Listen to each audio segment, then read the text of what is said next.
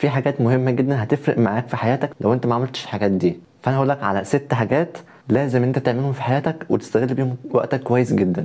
انا عمرو خالد ودي قناه شويه. انزل بلاي انترو.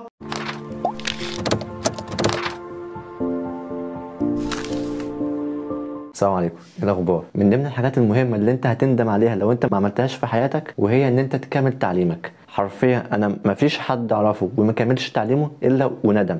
اعرف ناس للاسف بعد ما قعدوا في حياتهم وشغلهم 15 و20 سنه جه بعد كده وندم ان هو ما كملش تعليمه، وان هو لو كان كمل تعليمه كان هيبقى في مكان افضل بكتير من اللي هو عليه دلوقتي. لان هو شايف الشخص اللي مثلا اللي هو شغال معاه اللي مكمل تعليمه بقى بيتساوى معاه ماديا، او ممكن بيبقى الشخص التاني ده بيبقى واخد مكانه افضل منه. ممكن تيجي تقول لي التعليم دلوقتي ما بقاش جايب همه زي الاول، وان انا عشان اجيب فلوس يا اما اطلع واعمل محتوى على اي منصات زي ناس كتير جدا بقت تعمل الموضوع ده، او ان انا مثلا اكون لاعب كوره. كون ان انت تكمل تعليمك ده بيديك افضليه في بعض الحاجات ما ينفعش يوصل لها غير الناس اللي هي معاها شهادات او غير الناس اللي هي مكمله تعليمها. في حاجات كويسه جدا زي فرص سفر ومنح، وحاجات برضو في شغلك بتبقى عاوزه ناس مكمله تعليمها او ناس معاها شهادات. الناس اللي ما بتكملش تعليمها ما بيكونش متاح ليهم الفرص دي. فبلاش تسمع لاي حد يجي يقول لك يا عم لا علام ولا حاجه. ولو لاحظت هتلاقي كل الناس اللي هم ما كملوش تعليمهم بيحاولوا على قد ما يقدروا ان عيالهم يكملوا تعليمهم عشان يكونوا احسن منهم، عشان هو شايف ان للاسف كان في فرص قدامه ضاعت علشان هو ما كانش مكمل تعليمه. فحاول على قد ما تقدر ان انت تكمل تعليمك،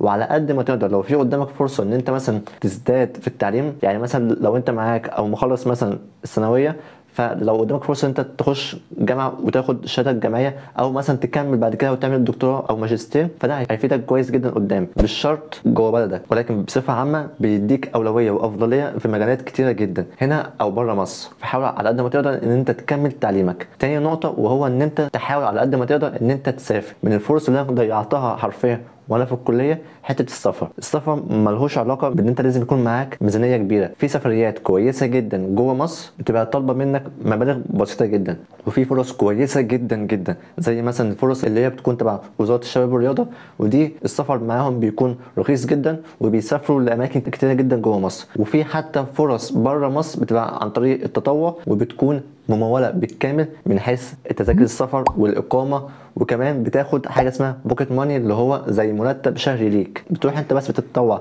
في الجمعيات دي وبتسافر معاهم. يعني انت بتسافر وبتاخد فلوس وبتجرب حاجه جديده. السفر من الحاجات الكويسه جدا جدا اللي بجد بتخلي عندك طريقه تفكير كويسه جدا. فحاول على قد ما تقدر ان انت تفكر نفسك بحته السفر دي. وزي ما قلت لك الموضوع مش محتاج منك فلوس ياما. يعني مثلا ممكن تسافر لاي محافظه تانية جوه مصر، وبدال ما تقعد في فندق ممكن تقعد في بيت الشباب، وده بتكون تكلفتها في اليوم رخيصه جدا. فاللي عاوز حاجه هيعملها، لان للاسف بعد مثلا وهتيجي وهتتخرج هتيجي بعد كده وهتشتغل بعد كده، بعد مرحله الشغل هتيجي وهتتجوز، فهتلاقي وقتك ضيق جدا. فمش هيبقى عندك الفرصه او الامكانيه ساعتها ان انت تسافر زي ما تكون مثلا وانت في الكليه. فحاول من حين للتاني ان انت تدور على اي سفريه وتكون رخيصه بحيث تغير جو وتفصل عن الروتين. ثالث نقطه وهي ان انت تطور نفسك في الانجليزي. حرفيا ما لقيتش حد ما ندمش ان هو ما كملش في حته اللغه، او ان هو ما كملش الكورس بتاعه اللي كان ماشي فيه. لان انت بجد اول لما بتيجي بتكمل في اللغه بتاعتك او مثلا بتطور من نفسك في الانجليزي بتلاقي فرص كويسه جدا جدا، اذا كان مثلا سفر او منح. وانا عن نفسي من ضمن الفرص اللي لقيتها قدامي وكانت كويسه جدا بالنسبه لي ان انا في الشغل بتاعي كنت اجدد واحد في التيم اللي انا فيه، وكان في خبير جاي من بره، فالمدير خلاني ان انا اللي اقف معاه واشتغل معاه عشان كان الانجليزي بتاعي كان كويس. فانا قدرت ان انا اقف معاه واشتغل معاه واكون فاهم هو عاوز ايه بالظبط. فدي كانت حاجه بالنسبه لي كويسه جدا مع اني كنت اجدد واحد في التيم اللي انا فيه. في حته ان انت تطور من نفسك في اللغه دي حاجه مهمه جدا جدا. وعلى قد ما تقدر حاول تخلي معاك في لغه تانية بجانب الانجليزي. ومن ضمن اللغات اللي بتكون مطلوبه بشكل كويس جدا الفرنساوي والالماني والاسباني والايطالي. كل ما اللغه العدد اللي هو بيمارسها قليل كل ما الفرص بتاعتها بقت كويسه جدا وفلوسها كويسه جدا جدا جدا. فحاول على قد ما تقدر تطور من نفسك في اللغه الانجليزي، وهيبقى احسن بكتير ان انت تزود معاك لغه تانية. والموضوع ما بيكونش صعب ولا حاجه. في مواقع وبرامج كويسه جدا بتساعدك ان انت تطور من نفسك في اي لغه انت عاوزها. وعلى سبيل المثال في موقع اسمه Speaking 24 ده انا كنت بستخدمه شخصيا في ان انا اطور من نفسي في الانجليزي. الموقع ده بيتيح لك ان انت تتكلم مع ناس اجانب، والموقع ده بيكون مجاني. فانت ممكن تتكلم صوت وصوره او مثلا ممكن تتكلم شات. فده من الحاجات الرائعه جدا. فانت هتلاقي لكل لغه هتلاقي ليها الوسيله اللي انت تطور فيها من نفسك، وبرده مش هتلاقي الموضوع محتاج منك فلوس، بس انت دور على الحاجه المناسبه ليك. رابع حاجه وهو ان انت تطور من نفسك في المجال اللي انت حابه او اللي انت حابب ان انت تكمل فيه. خدها كده قاعده،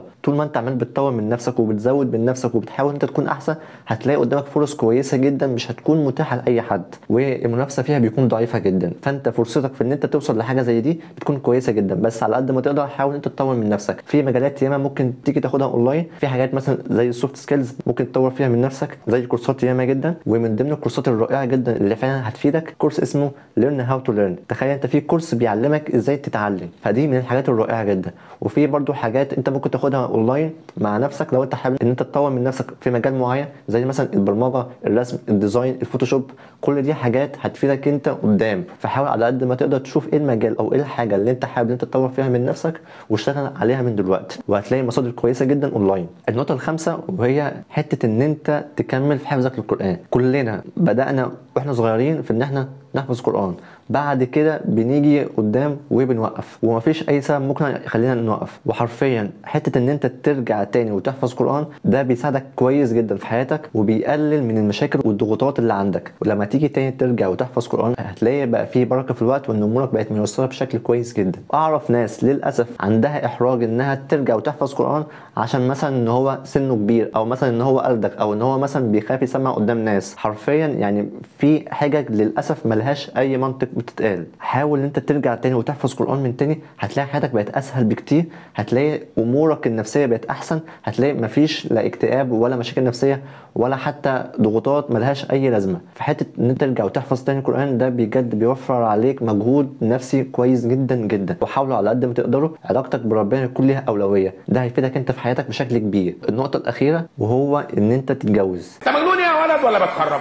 دي حرفيا لو انت ما عملتهاش او ان انت تغاضيت عن النقطه دي هتيجي بعد كده قدام وهتندم. والنقطه دي بوجهها بالذات للبنات اللي هم حابين يثبتوا نفسهم وحابين يمشوا ورا المصطلح اللي هو سترونج اندبندنت وومن، اللي هو واحده عايزه تحقق ذاتها وعايزه يكون ليها الكارير بتاعها. حته ان انت تكوني ناجحه في حياتك ده في حد ذاته شيء كويس جدا، ولكن حته ان انت تبعدي النظر خالص عن حته الجواز هتيجي بعد كده قدام وهتلاقي صحابك مش بس اتجوزوا، ده هتلاقيهم كمان خلفوا وعملوا اسره وعيله، فهتلاقي ان انت بعد كده هتقارني نفسك بيهم للاسف، فهتلاقي ان انت حزينه او ان انت ما كونتيش عيله، وللاسف ساعتها هيكون الوقت عدى وسنك ممكن يبقى كبر، وهتلاقي ان فرص انت تيجي تتجوزي هتبقى قليله عن الاول. فبلاش تمشي ورا الموضه او الكلام بتاع السوشيال ميديا اللي هو لازم كل واحده تعمل مستقبلها وتستقل عن نفسها، والكلام اللي هو ظهر الراجل ورا ظهر الحته ده خلاص بقى كلام قديم وكلام ما ياكلش عيش. بلاش تمشي ورا الناس اللي هي بتتكلم وخلاص الكلام بالنسبه لهم سهل، فبلاش تخلي السكينه تاخدك والوقت يسرقك، لان الجواز سنه الحياه وعمر ما كانت سنه الحياه شيء ضار لينا. فخدوا بالكم من الست نقط دولت وحاولوا ان انتوا تستثمروا وقتكم فيهم، لان بجد في ناس قبلكم ندموا ان هم ما عملوش الحاجات دي. جينا فقره سبيشال اندنج. تعالوا اقول لك مين هي ماري كالندر. ماري كانت شغاله في مطعم، المطعم ده كان بيعمل وجبات للعشاء، وهي كانت ست عايشه لوحدها، والمطعم ده كان قرب ان هو يفلس. فماري كالندر فكرت انها تعمل ابل باي اللي هي فطيره تفاح وتبيعها في المحل ده، فراحت لصاحب المطعم وعرضت عليه الفكره انها تعمل ابل باي ويعرضها عنده في المطعم. فالراجل وافق وقال لها تمام ما عنديش مشكله، هو اصلا كده كده كان المطعم اصلا قرب يفلس. فرجعت وعملت فطيره واحده ورجعت بيها للمطعم واتباعت كلها. تاني يوم جم ناس وسالوا على الفطيره بتاعتها، فبرضه راحت عامله فطيره وراحت موديها للمطعم وبرضه اتباعت كلها. اليوم التالت ناس ياما جدا سالوا على الابل باي دي، فبدات تعمل كميات اكبر، وكان كل مره الفطير بتاعها بيتباع كله من المطعم ده. واحده واحده قعدت تجمع فلوس وتحوش قرشين، وجابت عندها في البيت فرن صغير وبدات تعمل كميات اكبر وتبيعها من خلال المطعم ده. والمطعم ده بدأ ان هو يبيع بس المنتج بتاعها ده، وفضل المطعم ده بدل ما كان بيبيع وجبات عشاء وكان خلاص هيفلس، بدأ ان هو يبيع الابل باي بتاعتها. حاليا ماري كالندر عندها 120 مطعم، بدأت من فطيرة واحدة في مطعم كان قرب يفلس. ايه المغزى من القصة دي؟ محدش يستصغر اي حاجة هو بيعملها. ممكن الحاجة اللي انت بتعملها دي ممكن دلوقتي ما يكونش ليها قيمه زي ما انت شايف، بس على المدى البعيد هتكون ليها قيمه كويسه جدا وهتنقلك نقله تانية خالص. فحاول على قد ما تقدر ما تستصغرش اي حاجه انت بتعملها. لو شايف ان انت الحاجه اللي انت بتعملها دي كويسه، او حتى شايف ان عدد قليل من الناس بيعمل الحاجه دي، او الناس معجبه بالشيء اللي انت بتعمله ده، فحاول ان انت تكبر منه، وواحده واحده هتلاقي ان الشيء ده بقى يرجع ليك بعائد كويس جدا، وبقى ليك مكانه في الحاجه دي. انا خلصت.